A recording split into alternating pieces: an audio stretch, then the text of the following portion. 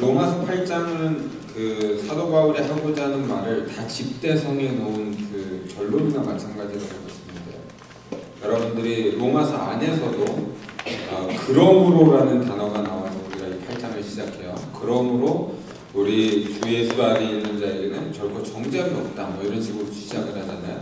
바울의 모든 내면적인 갈등과 신앙적인 비전과 이해가 이 로마서 8장 안에 녹아 있고요.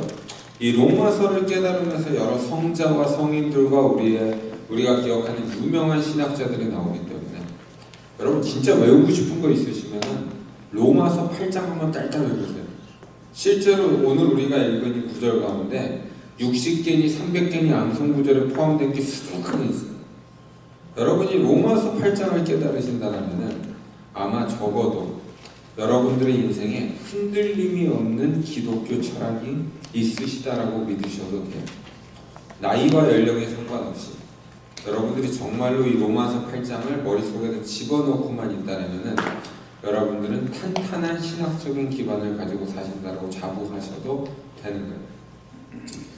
여기서 그 사도 바울은 그 피조물에 고대하는 것들을 하나님의 아들들이 나타내는 것이라고 이렇게 표현을 하잖아요.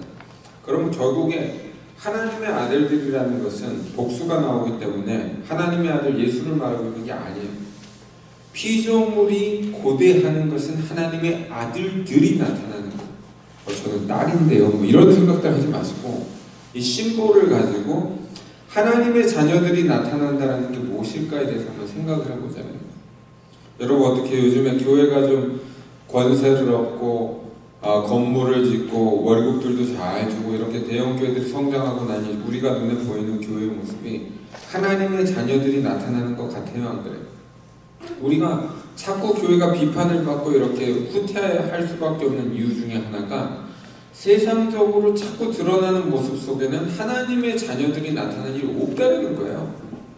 그러니 여러분 기독교인으로서 우리도 뭐가 툭하면 기독교를 욕하는 말을 요즘에 할 수밖에 없는 상황을 살면서 제가 삐딱선을 타려는 게 아니라 여러분들 마음속에 정말로 소원하는 게 뭐예요?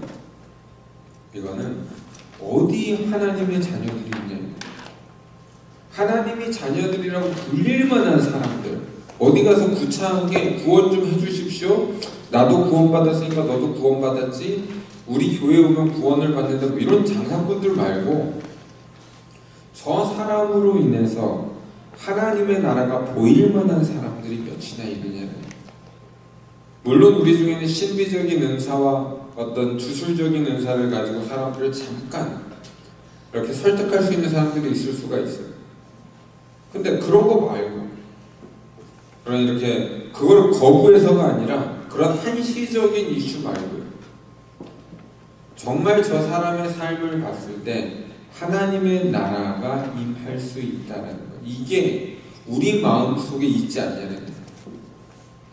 예수가 가르쳤던 그 가르침을 행동으로 옮겨낼 수 있는 사람들이 어딘가는 있어야 이 교회라는 것이, 기독교 신앙이라는 것이 발전해 나갈 텐데, 이제 우리가 당면하고 있는 현실적인 과제는 너무나 많은 생각들이 집대성돼서 책으로 나와 있고, 성경은 이미 손을 넘어서 USB 메모리나 컴퓨터나 핸드폰까지 들어와 있어요. 이제 우리 토탈리콜 같은 데서 본 대로 머릿속에다 칩만 박아버리면 성경이 검색이 돼. 저기 가고 있는데 이걸 어떻게 결정해야 되지? 하는데 은혜 딱 쳤더니 쪼르륵 로보갑자로 나와요.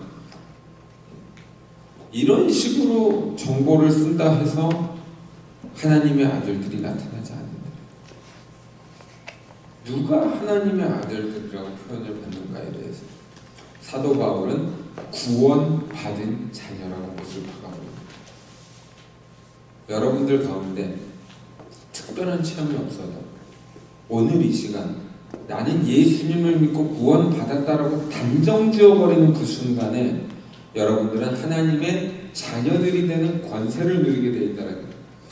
이 피조물이 고대하는 것이 왜 하나님의 아들들이 나타나는 것이냐면, 이 하나님의 아들들은 피조물을 학대하지 않아요. 그럼 이걸 잘 아셔야 돼요. 오늘 우리가 주아가 가져온 햄스터를 보고 다들 귀엽다고 하셨을지 몰라도 제가 봤을 때 불쌍해요. 왜? 제가 무슨 죄가 있다고 인간 손에서 저러고 있어야 되냐. 우리는 귀여워할 수 있지만 대부분 불가의 심정을 가진 사람들은 방생해버리잖아요. 네. 또 이기적인 사람들 뭐라고 생각해요? 저걸 방생하느니 그냥 죽여버리죠. 뭐 이럴 수도 있어요. 네. 근데 여러분 잘 한번 생각해봐요. 피조물에 고대하는 거. 그러니까 주아가 잘못했다는 게 아니에요. 우리가 한계가 있다는 거를 얘기하는 거예요. 잘 한번 생각해봐요. 제가 주아를 너무너무 사랑해서 주아를 공에다 가둬버렸어요.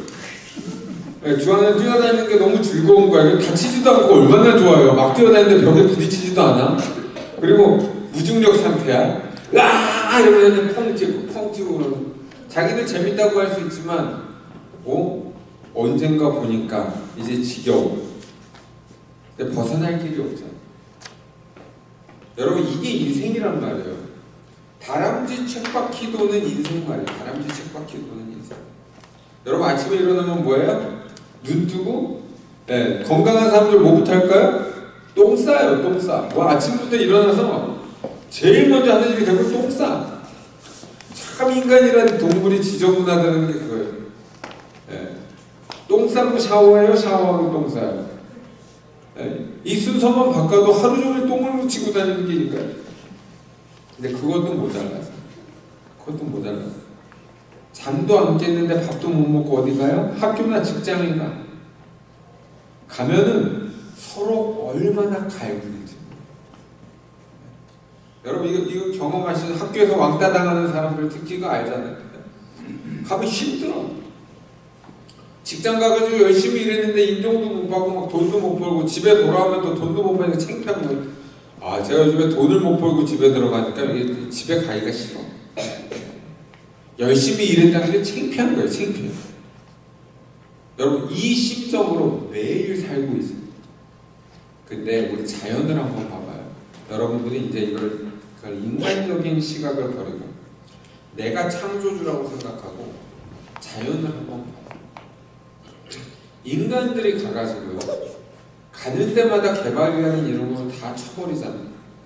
나무를 갖다 뿌리채 뽑아가지고 집을 만든답시고 막 갈아엎고 짐승들이 살 데가 없어요. 캐롤톤에서 집 한 번 질 때마다 저희 집에 너구리나 오소리나 바켓이 나타나. 이게 무슨 말이에요? 갈 데가 없어요. 자꾸 우리 순영이는 막 개 보고 넘어진 다음에 코요테가 나와요.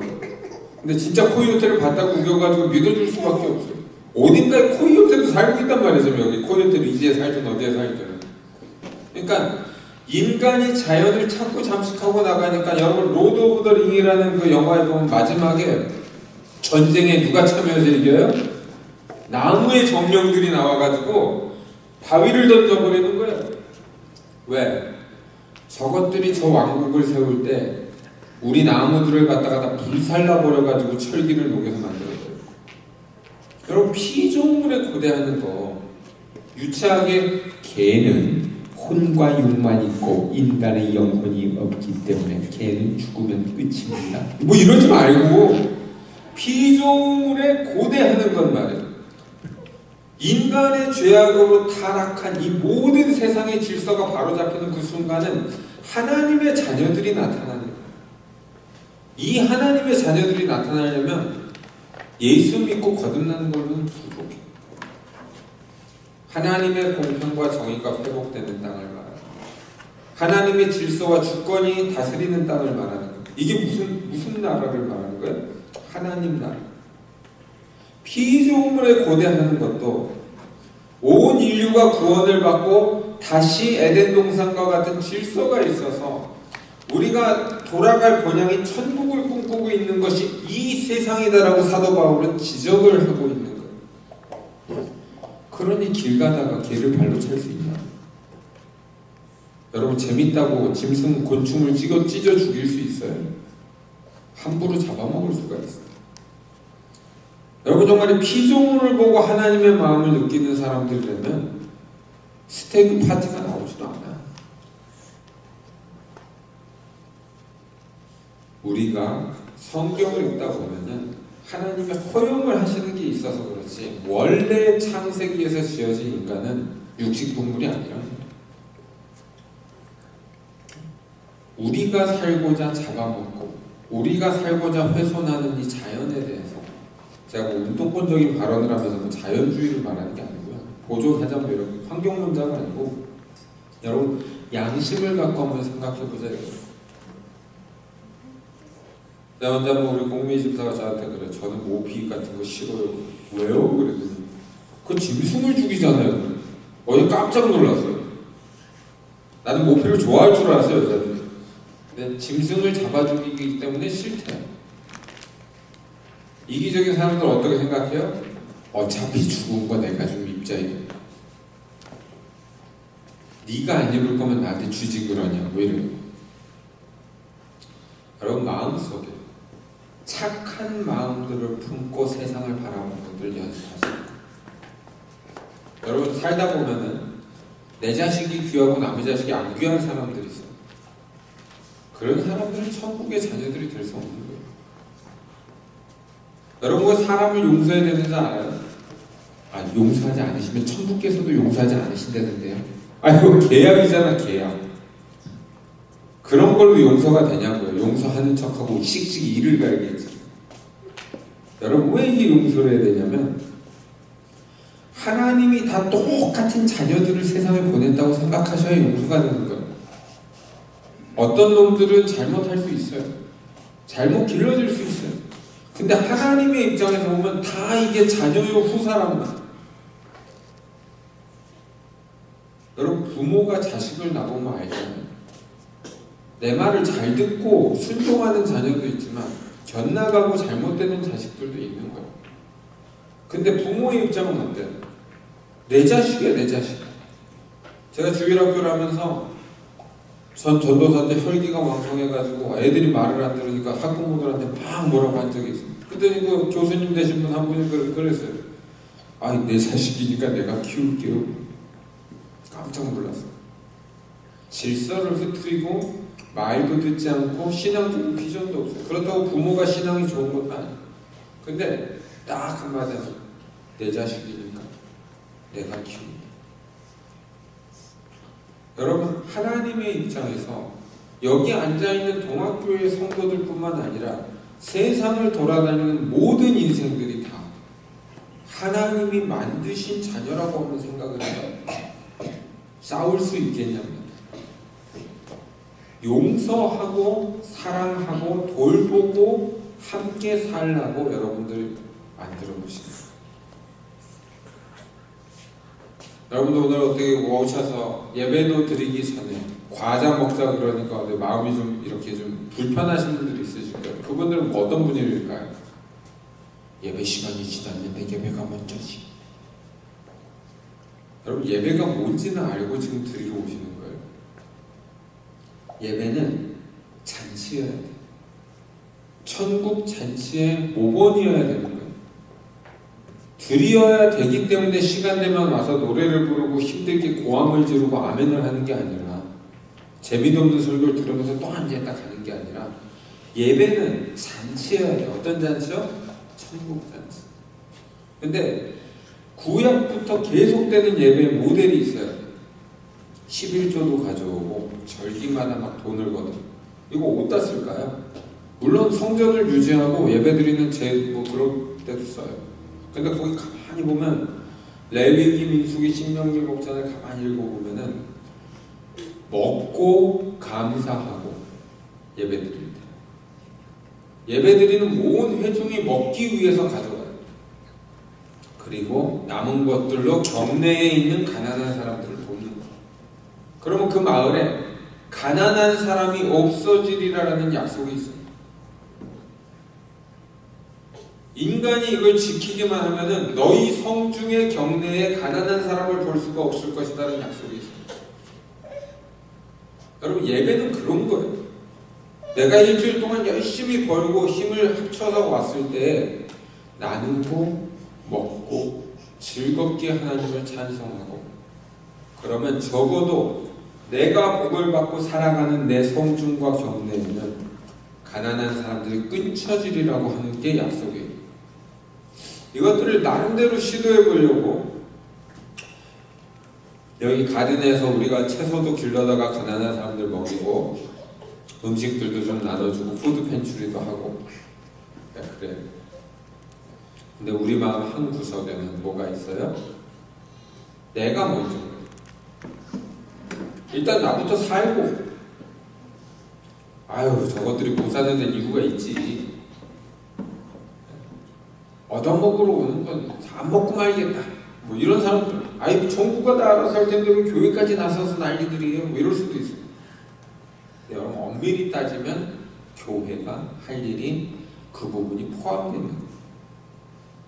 그래서 여러분들이 피조물이 고대하는 것이 뭘까 한번 생각을 해보세요. 여러분들이 가난하고 힘들 때 교회에 있는 여러분들의 성도들이나 친구들이나 목사가 너무너무 즐겁게 잘 살아. 자기들끼리 막 여행이나 다니고 그러면 여러분들 이게 상처가 되겠어요? 즐거움이 되겠어요? 아무리 여러분들이 사랑하고 아낀다고 해도.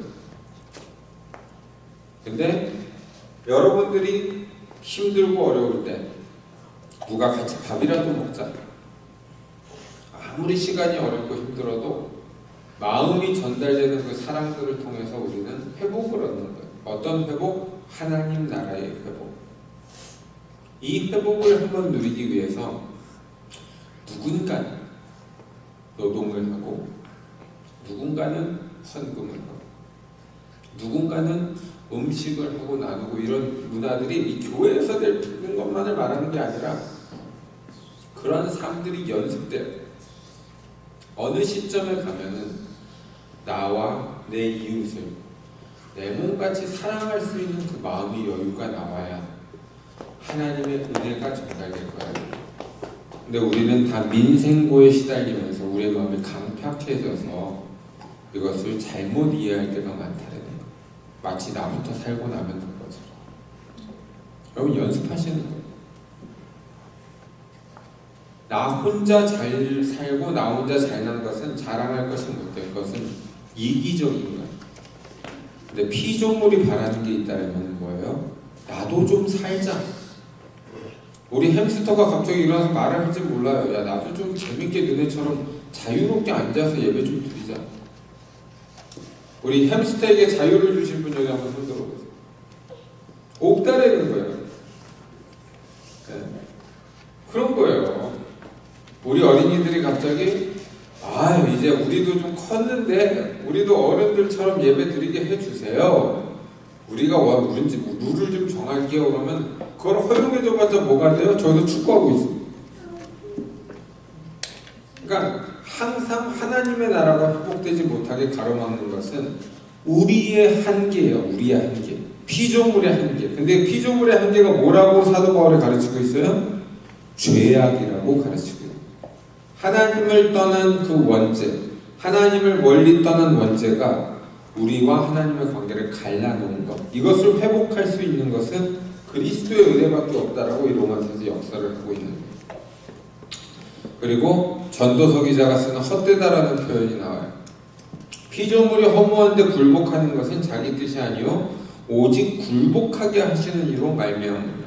이 헛되다라는 용어를 여러분들이 인생 철학에 집어넣으셔야 돼요. 여러분 여기서 나는 소중해, 나는 이뻐, 나는 잘났어, 나는 너무나 사랑스러워 뭐 이러면 여러분들이 부를 수 있는 노래는 싸이의 세 밖에 없어요. 아름다워, 사랑스러워. 근데 여러분들의 인생이 힘들고 허무하고 정말로 고통 속에 있는 것 같을 때 그것이 하나님의 뜻이라고 사도 바울이 가르치고 있는 거예요. 그러니까 우리가 기복주의를 꿈꾸면서 나아가면 할 수 없는 거예요. 그 안을 통과하시는 거예요. 어떻게? 서로 사랑하는, 서로 나누어 주므로, 서로 용서함으로. 왜? 우리는 하나님의 은혜를 입은 사람들이기 때문에 그런 거예요. 그래서 하나님께서 이것들을 통과하시게 하는 그 이유가 모든 것이 합력해서 선을 이루게 한다는 거예요. 여러분들이 저희가 29절, 28절이죠. 28절 한번 같이 읽어볼게요. 시작. 우리가 영광과 마지막 사자 곧 원래 뜻대로 모시고 있는 자에게는 모든 것이 합력하여 선을 이루느니라. 자, 이게 이 바울의 철학의 핵심인 거예요. 우리는 우리가 생각한 게 이루어지고 우리의 계획이 이루어지고 우리의 소득이 늘어나고 이런 것이 합력하여 선을 이룬 것이라고 자꾸 규정을 하려고 하지만 사도 바울의 입장에서는 피조물이 허무한데 굴복함에도 불구하고 이게 들어가야 돼요. 왜? 허무한데 굴복하게 하는 것이 하나님의 뜻이니까. 여러분 열심히 일을 해도 돈을 못 벌 수도 있어요. 제가 해보니까 그런데. 근데 그런 것들에 굴복할 수밖에 없게 하신 것도 하나님이시라. 가끔 가다가 싸움이 날 수도 있고 서로 다툴 수도 있어요. 근데 그렇게 허무한 인생에 굴복하게 하는 것도 하나님이시라. 하나님을 사랑하기 때문에 계속 달콤한 삶이 계속되는 게 아니라 여러분 믿음으로 큰 결단들을 하시고 결혼하신 분들도요. 살다 보니까 아이고 내가 팔자가 어쩌다 이렇게 되냐 이럴 수도 있어요. 근데 그래도 그 허무한데 굴복하게 하시는 분이 하나님이세요. 우리의 인생이 계속적으로 허무한데 굴복해 나갈 때 하나님은 그걸 통해서 합력하여서 선을 나타내시겠다라고 얘기를 하는 거예요. 여기서는 실패와 고통이 작용을 할 수가 없는 거예요. 왜? 실패를 하는 듯해도 고통을 당하는 듯해도 우리는 소망을 품고 기다리고 있는 게 하나님께서 합력하여 이루실 그 선을 기다리기 때문에 그렇다는 거예요. 35절에 보시면 그 35절도 한번 같이 읽어볼게요. 시작. 누가 우리를 그리스도의 사랑하여 환난이나 공고나 박해나 기근이나 적신이나 위험이나 칼이라. 우리는 이 모든 것을 통과하면서 하나님의 사랑에서 끊쳐지는 것이 아니다라고 가르치는 거예요. 무시무시한 신학이 나오는 거예요. 여러분 환난과 박해와 기근, 곤고, 적신 이 단어를 다 포함해보면 인생 정말 거지같이 되는 거예요. 여러분들이 지금 고생하는 것 정도를 말하는 게 아니에요. 미국 땅 누구도 이런 걸 통과하지 않아요. 제가 봤을 때 노동이 힘들어가지고 힘들고 우리 동학교에 우리가 사는 삶을 제가 5년을 돌아보면서 생각을 할 때 돈을 더 벌려다 보니까 시간을 더 써서 힘든 거죠. 능력들은 고만고만했는데 돈을 더 벌어야 되는데 방법들을 찾다 보니까 5일 일하던 사람 7일 일하고 8시간 일하던 사람 10시간 일하고 임금 10불 받던 거 12불, 15불, 20불 뭐 다들 꿈은 꾸지만 자기 시간과 노동을 바꿔가기 때문에 너무나 힘들 거예요. 근데 그런 것을 말하고 있는 게 아니에요. 어디 가서 죽지나 않으면 다행인 상황, 굶지나 않으면 다행인 상황, 내가 아무리 잘하고자 해도 사회나 나라가 망해버린 상황, 이 상황을 말하는 거예요. 그런 상황 속에서도 하나님께서 우리에게 주시는 사랑은 끊쳐지지 않기 때문에 기다리라는 게 바울의 철학입니다. 그러니 이 믿음을 가진 사람들이 이 물질주의에 사로잡혀서 실망할 수는 없는 거예요. 여러분, 제 친구 중에 하나가 신학적인 말을 이렇게 표현을 하더라고요. 물론 이 친구는 신앙적으로 제가 좀 존중하는 사람은 아니었는데 같이 공부할 때 이런 표현을 해요. 야, 힘든 것은 존재하지 않는다는 거예요. 왜? 그냥 참으면 되니까. 내가 힘들지 않다라고 느끼면 되니까. 사도 바울은 계속적으로 죽음의 고통을 뚫고 나가고 있지만 이것을 자기가 고통스럽다라고 징징 짜본 적이 없다라는 거예요.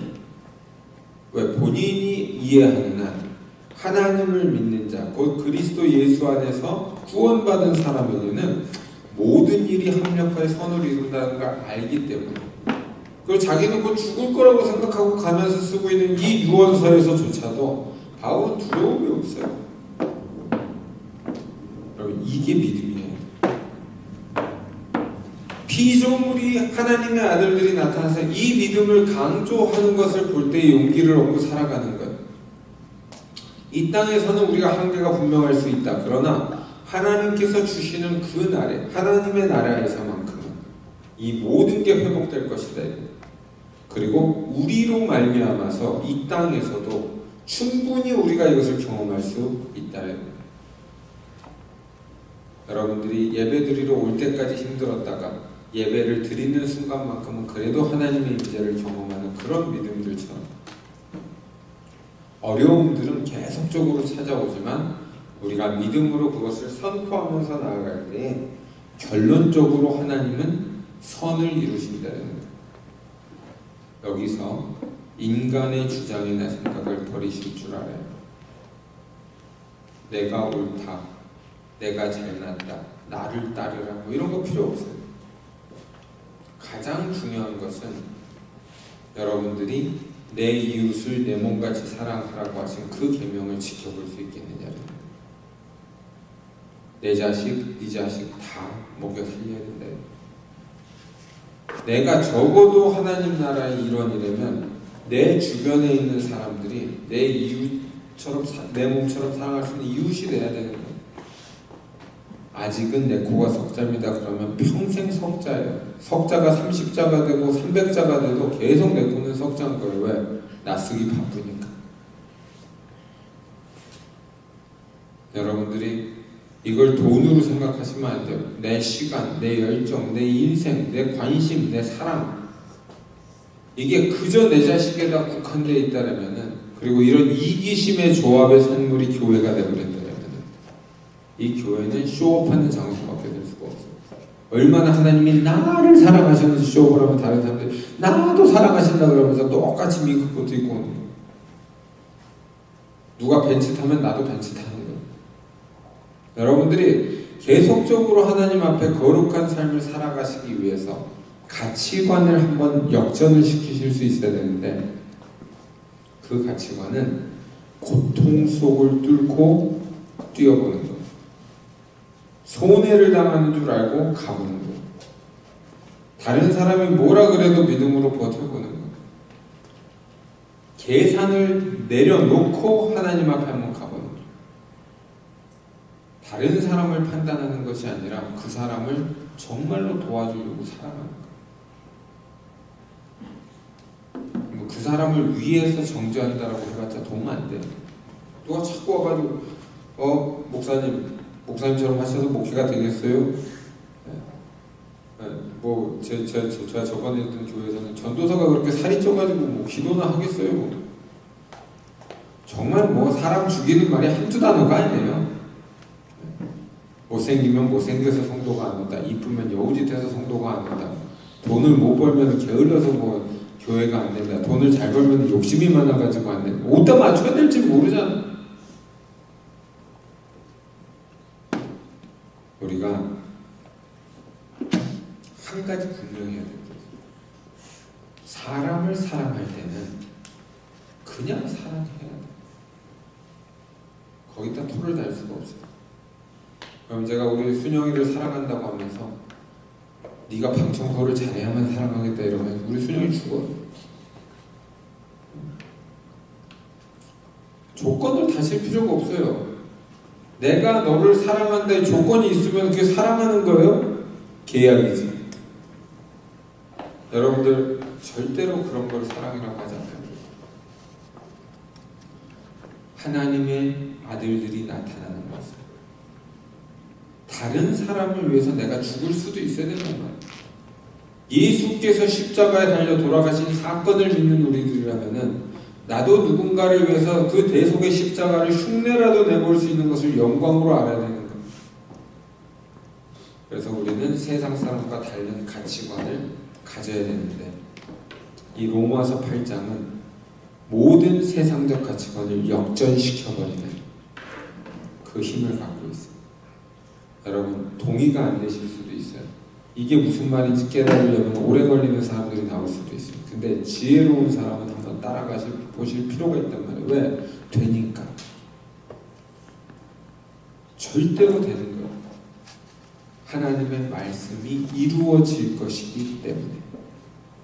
여러분들은 사람들 앞에서 가리고 피하고 너무나 재지 마시고 그리고 너무 잘난 척하지 마시고 남을 이겨먹으려고 하지 마시고 다른 사람을 못하면 내가 도와주면 되잖아요. 다른 사람들 못 벌면 내가 채워주면 되잖아요. 입을 게 없으면 보태주면 되잖아요. 살 데가 없으면 같이 자면 되잖아요. 여러분들이 뭘 하든지 그 마음에 진심이 나타나야 피조물이 허무한 데서 하나님이 주신 생명을 인식하고 돌아오는 거예요. 피조물들을 빨아먹는 구조로 가서 사람들을 탄압하고 빨아먹고 버리고 그런 심보들로 살아가는 우리들이 되어서는 하나님의 나라는 증명될 수가 없다는 거예요. 심판의 기준이 얼마나 엄격할지는 모르겠지만 예수님은 우리의 행위적인 믿음이나 우리의 이성적으로 믿는 믿음을 통해서 구원하신다라고 말씀하신 적이 없어요. 나를 사랑하는 자는, 나를 사랑하는 자라야 나를 사랑하는 자가 내 아버지를 사랑하는 자라 그랬어요. 근데 나를 사랑하는 자는 내 아버지의 뜻을 행하는 자라야 나를 사랑하는 자라 그랬어요. 내 말을 듣고도 내 그 말대로 행하지 않는 사람은 나를 사랑하지 않는 자라 그랬어요. 여러분, 예수님을 사랑하는 게 눈속임수로 사랑합니다 노래 한번 불러드리고, 예수님이 노래방 좋아하시는 것 같아요. 그것도 두 눈에 욕심이 가득해서 사랑합니다 채워주소서. 그런데 누가 속아요? 여러분 자녀들이 그러고 있으면 속겠어요? 어디 노래방 데려가가지고 아버님 사랑합니다 마음 얼마나 땡겨주세요 뭐 그런 거에 속을 부모가 없는 것처럼 여러분들의 진심이 느껴지는 행동이 아니면 하나님의 마음에 합당한 자가 될 수 없기 때문에 그 모든 일은 예수 그리스도의 십자가 사건에 녹아 있는 거예요. 죄인들을 위해서, 나를 배신하는 사람들을 위해서, 도저히 못 알아듣는 죄인들을 위해서 내 목숨까지도 내놓고 고통의 형틀에서 돌아가셨던 그 십자가의 사랑만이 하나님의 아들들이 나타나는 세상을 연결할 수 있는 수단이에요. 이 한 주를 살아가시면서 여러분들께서 잃어버린 목적이 혹시 내가 잘못 생각하고 잃어버린 비전이 있다는 걸 다시 회복시키셔야 돼요. 적어도 내 삶에 나를 희생해서 하나님의 나라와 예수 그리스도의 영광을 나타낼 수 있는 행동들을 보이지 않았던 삶들이 있다면 충분히 할 수 있었는데 안 했다면 그것은 우리가 회개하고 나아가야 될 것이다. 그러나 내 삶이 세상이 보기에 한심해 보이고 세상이 보기에 무능해 보이고 가진 게 없어 보이고 이런 것은 괜찮다는 거예요. 왜? 우리가 믿음으로 이것을 통과하기만 하면 모든 것이 합력하여 선을 이루는 그 길로 인도하시겠다라고 약속을 한 거예요. 나는 죽고 그것을 못 볼지라도 이 바울의 메시지가 죽음 이후에 오늘날 우리까지 전달될 수 있는 이 살아있는 메시지가 되었던 거죠.